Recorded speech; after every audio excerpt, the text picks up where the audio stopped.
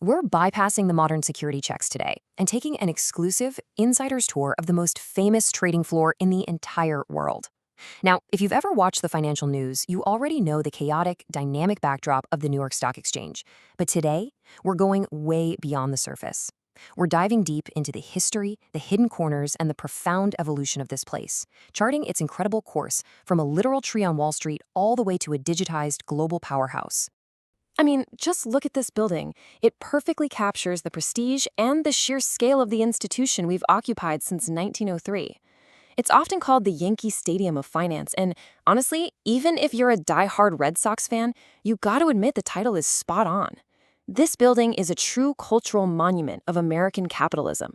It's a place where, historically, you could quite literally feel the pulse of the US economy under one roof. When things are booming, the energy is electric, and when they turn, well, the tension is absolutely palpable. Section 1. The Yankee Stadium of Finance. We're kicking off our tour right in the absolute center of the action, the main room. This is the exact stage where market makers, those dedicated traders who make sure there's always a buyer and a seller for your shares, have spent decades overseeing individual stocks at very specific, dedicated posts and booths. But it's a space that has evolved dramatically. Like, if we could teleport back to this floor in 1992, you'd be hit by a physical wall of sound. It was this vibrant, heavily testosterone-filled floor packed with over 5,000 people spread out across 5 massive rooms. Today, it's a totally different vibe. Operations have actually all consolidated back into this one single main room. Plus, the culture and leadership at the top have transformed as well, highlighted by historic milestones like Stacey Cunningham taking the helm as the exchange's first female president, followed by Lynn Martin. Section 2. Human Instinct versus Algorithms. Because, you see, the most fascinating evolution on this floor isn't just about who is in the room. It's really about how the actual trading has transformed over the decades. Let's dive into this comparison because it brilliantly illustrates the massive shift from loud, instinct-driven human negotiations to ultra-efficient, quiet digital matching. Back in the day, a market maker's job was basically managing a sandbox. You'd have a crowd of 10 different brokers from firms like Goldman Sachs and Lehman Brothers, literally face-to-face, arguing and negotiating stock prices in fractions. It was all about human behavior, gut instinct, and reading the crowd. Today, those loud crowds are gone, replaced by instant smartphone executions and super advanced algorithms silently matching buyers and sellers in milliseconds. So the whole goal of the trader has fundamentally shifted. In the past, if a broker nailed the morning open with pure gut instinct and bought a stock that rallied $2, they were an absolute hero for their firm. Today, modern traders just feed their orders into algorithms to match the daily average price.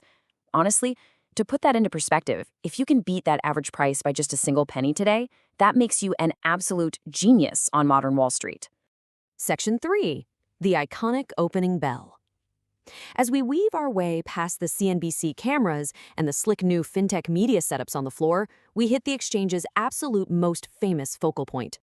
Every single morning at exactly 9:30 a.m. Eastern Time, this iconic bell rings. Now, sure, we all know trading happens pre-market, but 9:30 is the exact moment that officially unlocks the real quotes and market depth for global investors. And it's crazy to think about, right? Even with all our hyper-fast technology and silent algorithms, this simple, physical ringing of a mechanical bell is still the absolute heartbeat of the global financial day. It's literally the most watched daily event on Wall Street, broadcast to millions of screens around the world. It's the ultimate signal that American capitalism is officially open for business. And the pageantry up at that podium is steeped in serious tradition. Usually you've got an executive team or a celebrity up there. But here's a fun insider secret. Only one single distinguished guest actually gets to sign the official guestbook. The rest of the team? Well, they get to sign the stairwell wall on the way up. It's a pretty incredible tradition the exchange started back in 2017. Over the years, that wall has collected some highly coveted signatures, from corporate titans to legendary athletes like Serena Williams and the late Kobe Bryant. Section 4. The Lost Trading Rooms. Moving past that famous stairwell, we're taking a step back in time to explore the vast and, honestly, sometimes kind of comical footprint this exchange used to require as the US economy boomed. Before we even look at the old trading floors, just picture the massive old cafeteria, the Exchange Luncheon Club. It was housed right in the second largest room in the building. During the Mad Men days, the space held about 100 tables of 10, completely packed with brokers reading the Wall Street Journal through a cloud of cigarette smoke so thick it was a legitimate occupational hazard. Oh, and yes, lunchtime cocktails were a very standard part of the routine before heading back down to the floor. As stock volume exploded over the decades, the exchange frantically kept expanding its physical footprint. In the 1920s, they literally cleaned out an old garage to add 4 trading posts and creatively named it the Garage. In the 60s, they added a room with high blue walls, brilliantly named the Blue Room.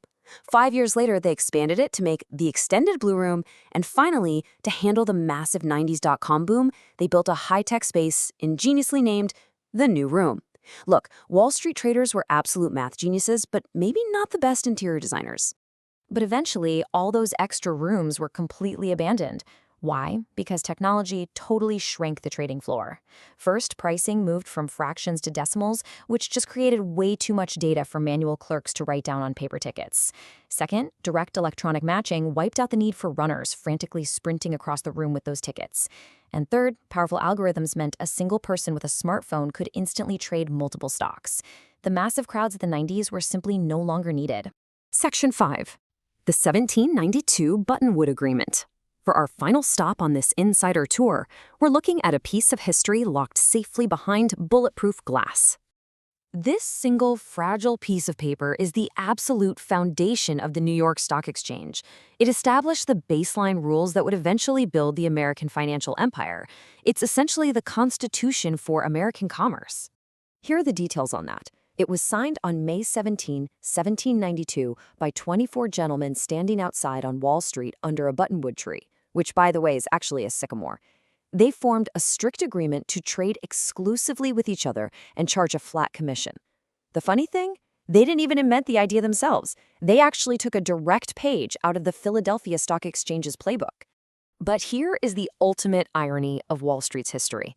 In 1792, when they signed the founding document of the stock exchange, stocks didn't even exist yet. Under that tree, those 24 men only traded physical commodities like cotton, sugar, and tobacco. It wasn't until 1801 that Alexander Hamilton stepped in to help take the Bank of New York public, creating the very first actual stock traded under this historic agreement. Oh, and just a quick, amazing fact to highlight the depth of history here. Even people who work on the floor don't know everything about it. An insider guide from our source material actually walked past this bulletproof glass every single day for 30 years before recently discovering a massive secret. There are actually hidden signatures perfectly preserved on the back of the Buttonwood document. To wrap up our explainer today, we look up. High above the iconic pillars of the exchange sits this massive Greek-style statue. Its name? Integrity.